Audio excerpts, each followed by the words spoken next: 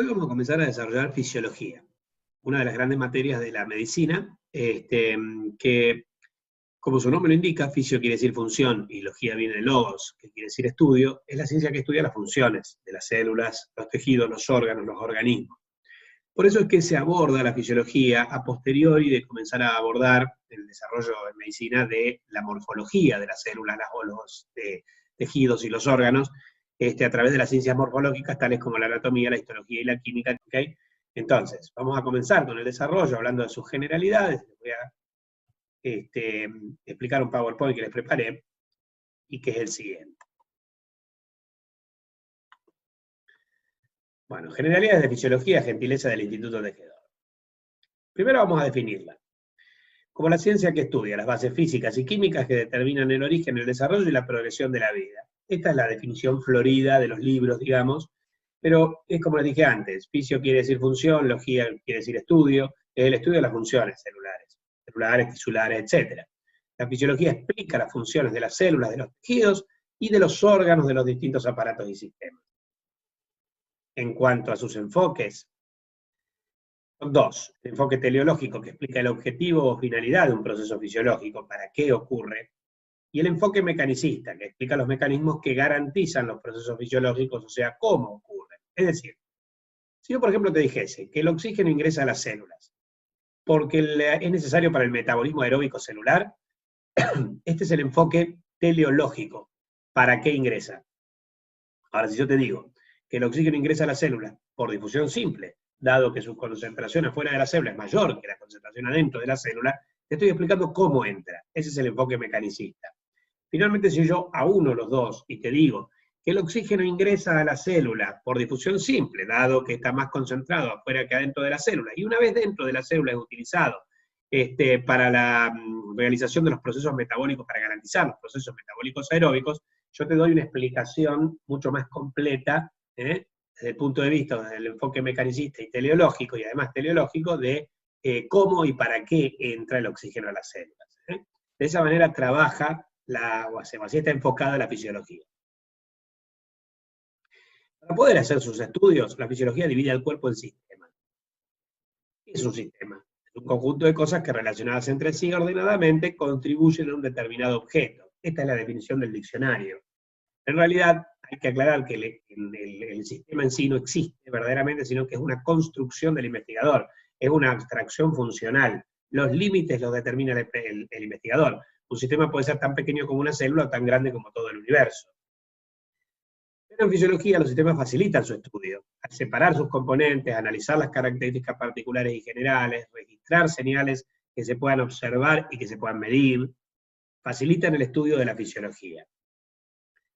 ¿Qué componentes tiene un sistema? Miren, un sistema tiene límites o fronteras, que, como dijimos, los determina el experimentador. Yo digo, hasta acá es el sistema.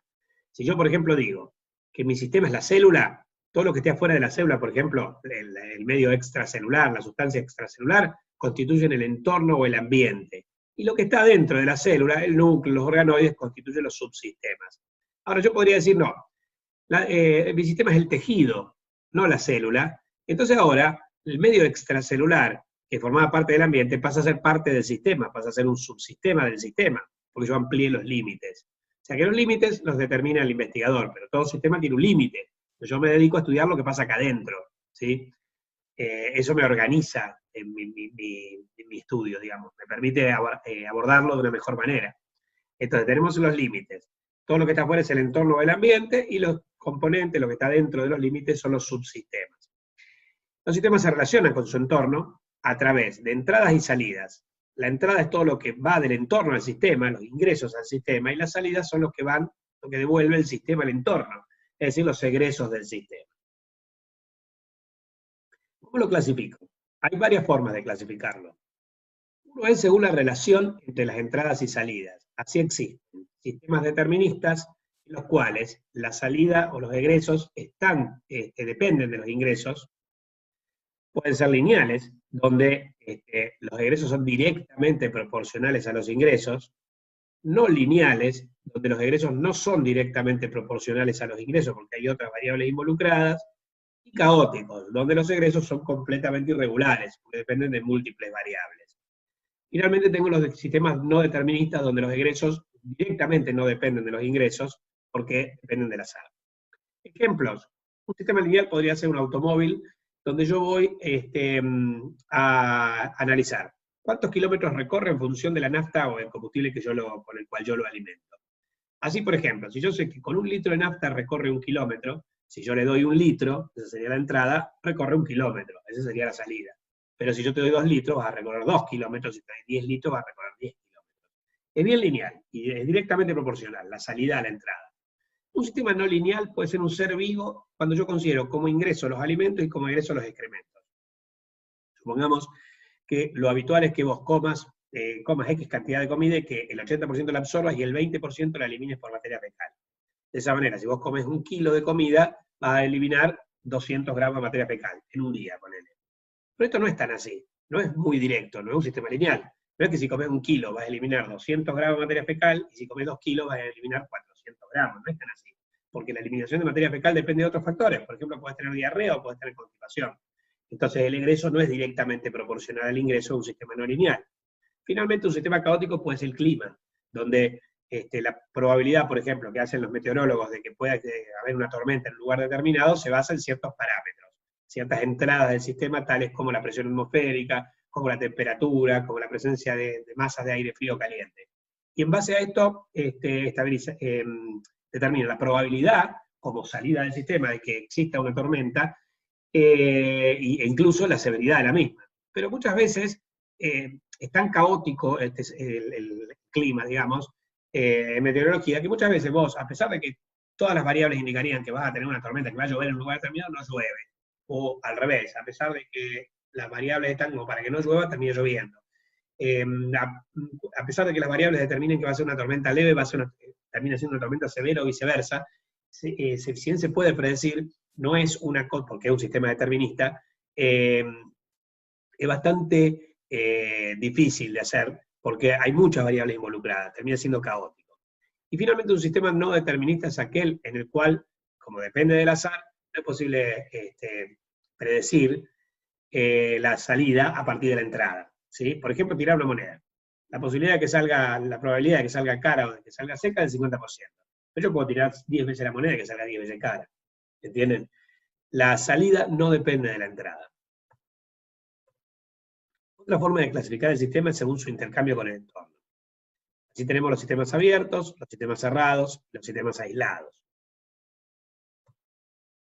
En un sistema abierto, el sistema intercambia tanto materia como energía con el entorno. Por ejemplo, podría ser un ser vivo. En un sistema cerrado se intercambia energía, pero no se intercambia materia. Puede ser un planeta como el planeta Tierra, que recibe energía solar y emite radiación hacia el espacio estelar. Finalmente, un sistema aislado no intercambia ni energía ni materia, como por ejemplo podría ser el universo, que no intercambia materia y energía con el entorno, porque no existe entorno para el universo, porque el universo es todo lo que hay, todo lo que existe. Es un sistema aislado.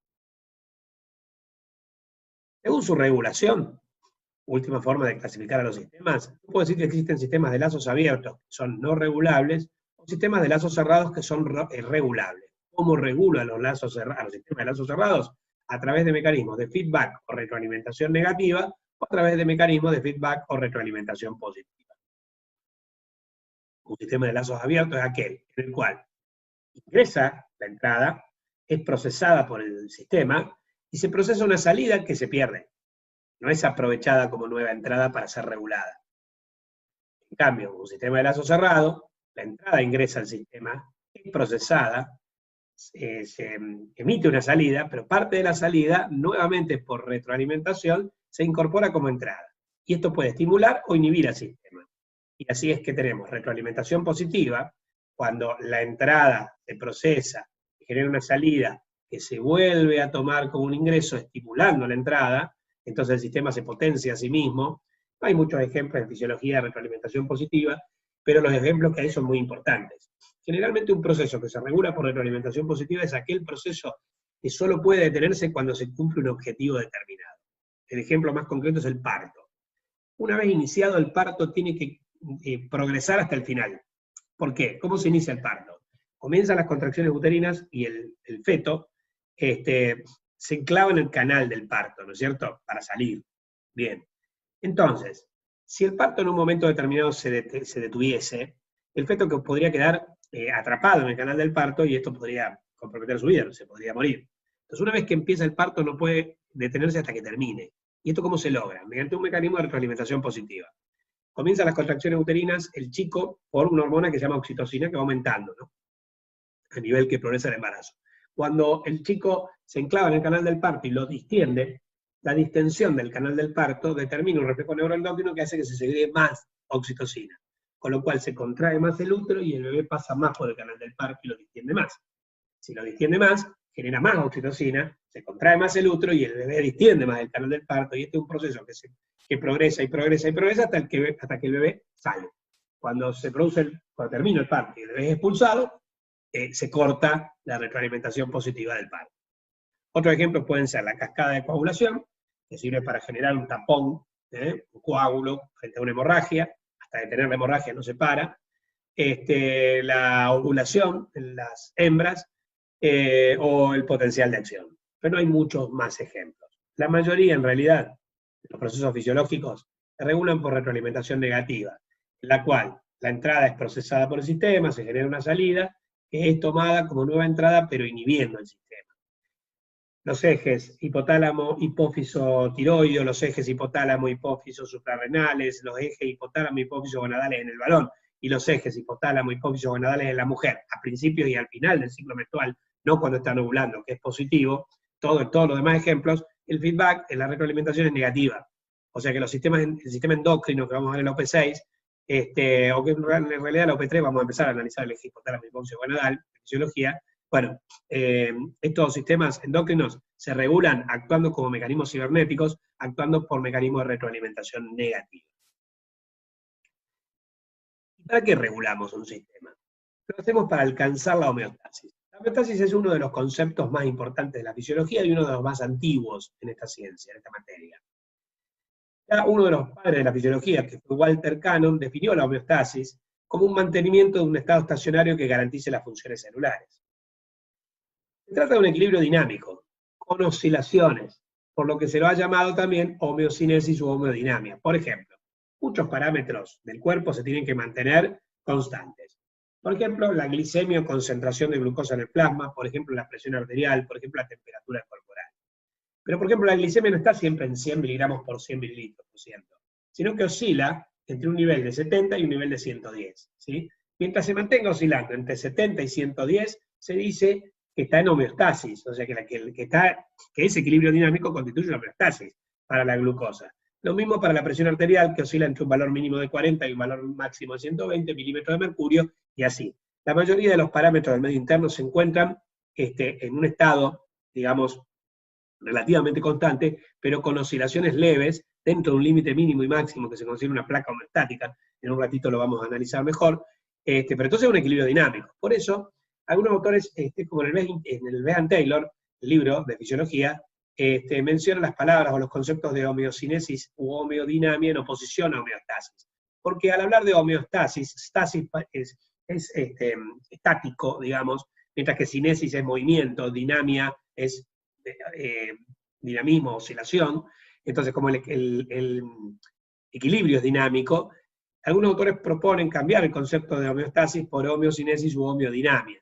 De hecho, otro autor, Ronald McEwen, propuso el término de alostasis, que quiere decir estabilidad a través del cambio, en reemplazo de la homeostasis. Ahora bien, homeostasis no está mal, porque el término no es homostasis, que quiere decir igual a lo estático, sino que es homeo, que quiere decir parecido. Se mantienen casi en un mismo valor con leves oscilaciones. Las oscilaciones no son bruscas, son leves. Así que el concepto de homeostasis ha perdurado, y en realidad en la mayoría de los libros se habla de homeostasis. Homeocinesis, homeodinamia, alostasis son términos relativamente poco empleados en comparación al término homeostasis. Vamos a seguir hablando de la homeostasis de acá en más. Toda homeostasis requiere de un centro de control. Si yo quiero regular la glicemia, si yo quiero regular la temperatura corporal, si yo quiero regular la presión arterial, necesito un centro de control, donde el estímulo, que es el parámetro, debe ser registrado cuando aumenta o cuando disminuye, ya sea la presión arterial, la glicemia, la temperatura, por un sensor, que podrá ser un mecanorreceptor para la presión arterial, un termorreceptor para la temperatura corporal, un quimioreceptor para la glucosa. Esto le dará una información a un centro de control. Ahora está en el hipotálamo para termorregulación, en el tronco encefálico para la presión arterial y así, y el centro de control emitirá, digamos, o ejecutará acciones a través de efectores. Por ejemplo, si aumenta la temperatura corporal, los termorreceptores indican a un centro de control hipotalámico que hay que bajarla. ¿Y qué hace el centro de control? Estimula a las glándulas sudoríparas de la piel para que emitan sudor y a través del sudor vos pierdas calor, y entonces esto termina bajando la temperatura corporal, y así, a través de este centro de control, vos podés mantener la homeostasis. ¿Cuáles pueden ser los estados posibles de un sistema en el cual los parámetros se encuentren constantes? Uno es el estado de equilibrio. En él los parámetros se mantienen constantes, pero sin gasto energético. El otro es el estado estacionario, donde los parámetros se mantienen constantes con gasto energético. Si vamos a algunas láminas atrás, vamos a ver que la homeostasis es un estado estacionario. Y si vamos a la lámina anterior, cuando hablamos del centro de control, todos esos mecanismos que regulan la homeostasis son generalmente activos. La secreción de las glándulas sudoríparas requiere energía, el aumento del latido cardíaco o la vasoconstricción para elevar la presión arterial requiere energía. Es decir, es un estado estacionario. Y esto es lo que caracteriza en general a la homeostasis de los seres vivos. Mantenemos constantes los parámetros del medio interno, pero gastando energía. ¿Cuándo alcanzamos el estado de equilibrio? Generalmente cuando nos morimos, donde ahí los parámetros se mantienen constantes en el tiempo. Y no gastás energía para que esto ocurra, pero porque estás muerto. Mientras estés vivo, la mayoría de los parámetros corporales se encuentran en estado estacionario. ¿Cuál es la finalidad de la homeostasis? Trata de mantener relativamente constantes los parámetros del medio interno frente a las enormes fluctuaciones que sufren estos mismos parámetros en el medio externo. Así, estos parámetros fluctúan, pero siempre dentro del límite mínimo y máximo de una llamada placa homeostática, y acá se las voy a explicar. Es lo que decíamos antes, la placa homeostática tiene un valor mínimo y un valor máximo, y esa es la placa. Si estamos hablando de la glicemia, el valor mínimo puede ser 70 miligramos por ciento y el valor máximo 110 miligramos por ciento. Si la glicemia sube por arriba del valor máximo, hablamos de hiperglicemia, y si se descontrola, sube muy arriba, te puede ocasionar la muerte. Si cae por debajo del valor mínimo de 70 miligramos por ciento, esto se llama hipoglicemia y también podría desencadenar la muerte. Mientras se mantenga dentro de la placa, entre 70 y 110 estamos bien, estamos en homeostasis. ¿Cómo logramos que el parámetro se mantenga dentro de la placa? Generalmente por mecanismos de retroalimentación negativa. Muchas veces, salvo para aquellos mecanismos que requieren la retroalimentación positiva, si un mecanismo que debe mantenerse dentro de una placa homeostática por retroalimentación negativa sufre una retroalimentación positiva, generalmente se aleja de la placa y esto desencadena la muerte. Eso es la placa homeostática. Bueno, la homeostasis del medio interno, decíamos antes, sirve para garantizar que las fluctuaciones de los parámetros sean mínimas, a pesar de que en el medio externo las fluctuaciones de dichos parámetros sean elevadas. Por ejemplo, mirá, supongamos que esto es un ser vivo, con sus células, y este sería el medio interno, y afuera estaría el medio externo. Este es nuestro sistema, esto sería el entorno, ¿no? Entonces, los parámetros en el entorno, en el medio externo, pueden sufrir grandes modificaciones, pero esos mismos parámetros en el medio interno tienen que sufrir pequeñas modificaciones, y esto lo logro gracias a los centros de control. Pongamos como ejemplo la temperatura, ¿sí? Hay seres vivos que existen cerca de los polos, particularmente cerca del polo norte, sometidos a temperaturas de bajo cero. Hay otros que viven en el Ecuador, sometidos a temperaturas de 40 o 45 grados, ¿no?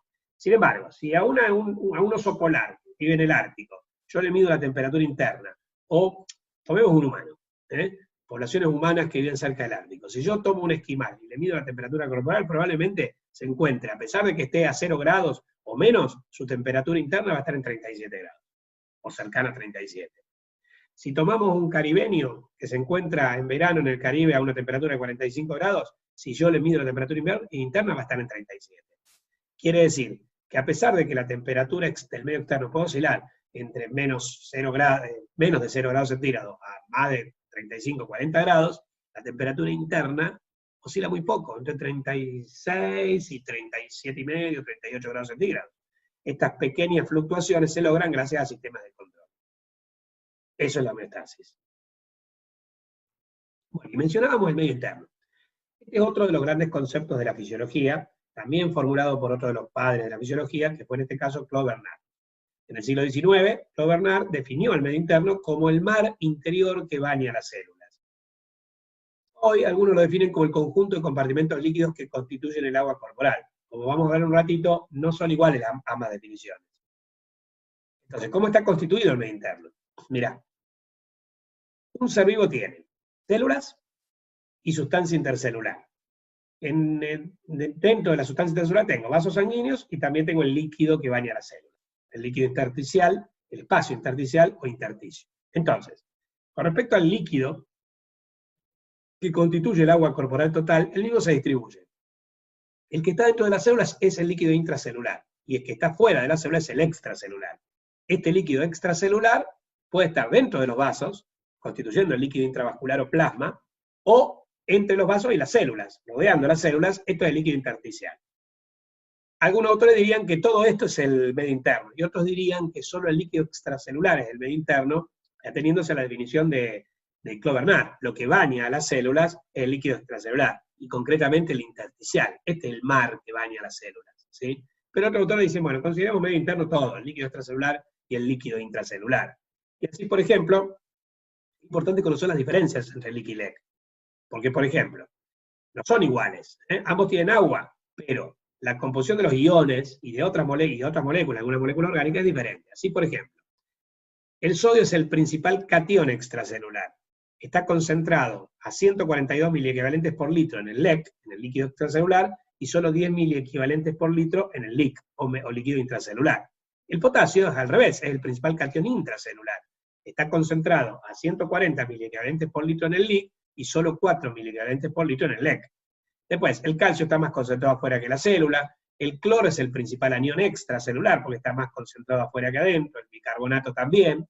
Los fosfatos, en cambio, constituyen los principales aniones intracelulares, porque están más concentrados adentro que afuera. La glucosa está más concentrada afuera que adentro, porque proviene en general de la alimentación, aunque algunas células la pueden generar. Los aminoácidos provienen o están más concentrados adentro que afuera, y así. Bueno, queridos, estas fueron las generalidades de fisiología. Creo que toqué todos los temas relevantes. Todos un poquito, por arriba. Muchos de ellos se van a profundizar en otras UPREs. Pero bueno, esto estudienlo porque esto se lo pueden tomar como parte del OP2, se los voy a evaluar yo cuando les ponga la evaluación del OP2, voy a poner algunas preguntitas de fisiología, y son conceptos muy importantes para entender lo que viene. Nos vemos, polluelos, y cuídense.